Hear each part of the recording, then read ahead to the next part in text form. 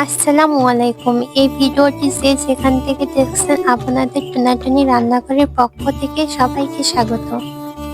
আজ আমি আপনাদের মাঝে হাজির হয়েছি তালের হাঁটি, শাঁস বা ফফল দিয়ে ডিম রান্নার মালাইকারি।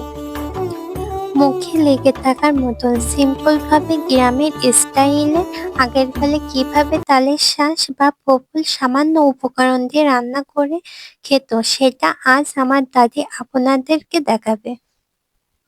আর এখনো পর্যন্ত আমার চ্যানেলটি সাবস্ক্রাইব করেননি, প্লিজ দয়া করে আমার চ্যানেলটি এখনই সাবস্ক্রাইব করে পাশে থাকার অনুরোধ রইল। চলুন তবে দেখতে থাকি রেসিপিটি কিভাবে তৈরি করে। প্রথমে নারিকেল কোড়া থেকে দুধটা বের করে রাখুন। একটি পাত্রে সামান্য লবণ দিয়ে একে 3টি ডিম ভেঙে নিন। আপনারা চাইলে ডিম আস্ত দিয়ে তালের হাঁটি ফফলের মালাইকারি রেসিপি তৈরি করতে পারেন।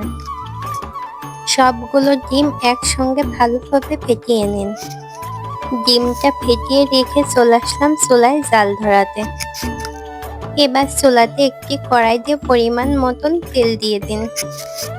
তেল গরম হয়ে গেলে অর্ধেক ডিমের ব্যাটার ঢেলে দিয়ে ভেজে নিন। ডিমের ব্যাটারটা চারিপাশে মেলে গোলাকার করে নিন। ডিমের এক পিঠ ভাজি হয়ে গেলে অন্য পিঠ আলতোভাবে উল্টিয়ে দিন। ডিম ভাজিটা উঠিয়ে নিয়ে অবশিষ্ট ডিমের ব্যাটারটা দিয়ে ভেজে নিন। ডিম ভাজি উঠিয়ে নিয়ে চলে আসলাম শিলপাটাতে মশলা বেটে নিতে। এবার দিয়ে দিন 2টা ডালচিনির টুকরা দিয়ে ভালোভাবে থেতো করে নিন। ডালচিনি থেতো করে 3টি এলাচ দিয়ে 1.5 চামচ জিরা দিয়ে দিন।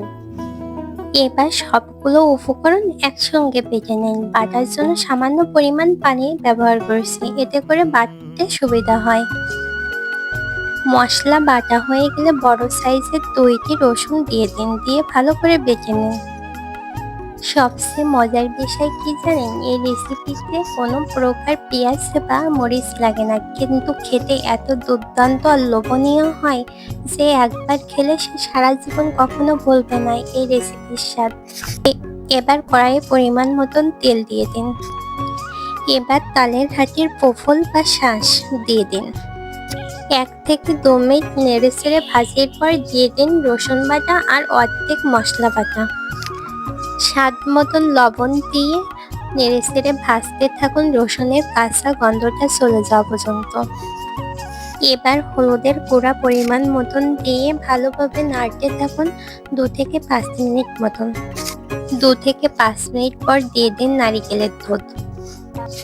আমি এখানে নারিকেলের দুধে পানি ছাড়া দুধটা বের করে নিয়েছিলাম 1 কাপ, সেটা দিয়ে ভালোভাবে তেল উঠে আসা পর্যন্ত নেড়েচেড়ে কষিয়ে নিন। তেলটা উঠে আসলে পানি দেওয়া নারিকেলের দুধটা দিয়ে দিন।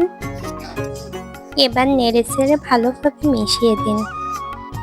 নারিকেলের দুধের পরিমাণটা কম হয়ে গেলে পানিটা দিয়ে বাড়িয়ে নিতে পারেন। আর কালারের জন্য হলুদের গুঁড়া দিয়ে ভালোভাবে মিশিয়ে নিচ্ছি। এবার দিয়ে দিচ্ছি চিনি। চিনির পরিমাণটা কে কেমন খেতে পছন্দ করেন সেই অনুযায়ী দিয়ে নেবেন। এবার অবশিষ্ট মশলা বাটাটা দিয়ে দিন। মশলা বাটা পানি দিয়ে দিচ্ছি, আপনারা না চাইলে স্কিপ করতে পারেন। এবার নেড়েচেড়ে কেটে রাখা ডিমটা দিয়ে দিন। ডিমটা দিয়ে সম্পূর্ণ রান্নাটা হয়ে আসা পর্যন্ত অপেক্ষা করুন। আজকের এই রেসিপিটি আপনাদের কাছে কেমন লাগলো অবশ্যই কমেন্টসে জানাবেন।